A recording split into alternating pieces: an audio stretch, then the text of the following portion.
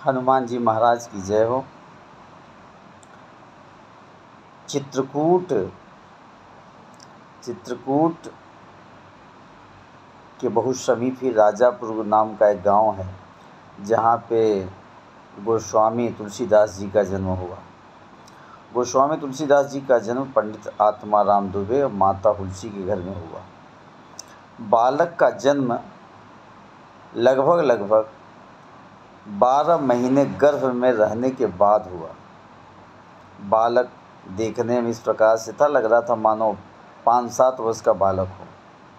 माता हुलसी को इसकी बड़ी चिंता हुई और माता हुलसी ने अपने यहाँ कार्य कर रही एक दासी से अपने पुत्र को उसके ससुराल में भेज दिया। उनको किसी अनिष्ट की शंका समझ में आ रही थी। अब इधर माता हुलसी का जो है देहावसान हो गया। वहाँ दासी तुलसी जी की जो है सेवा कर रही थी। 5-7 वर्ष के जब तुलसीदास जी हुए तो दासी भी चल बसी।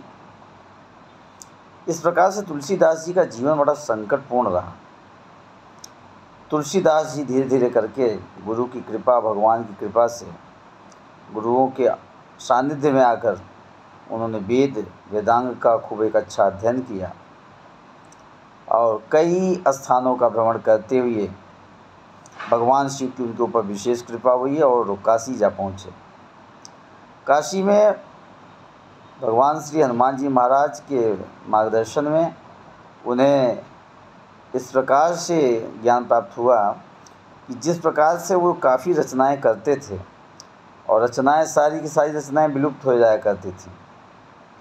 भगवान शिव का एक ऐसा उनको संकेत मिला कि आप सारी रचनाएं जो है अपनी जो है हिंदी में करें। इस प्रकार से तुलसीदास जी जो है चित्रकूट आ गए।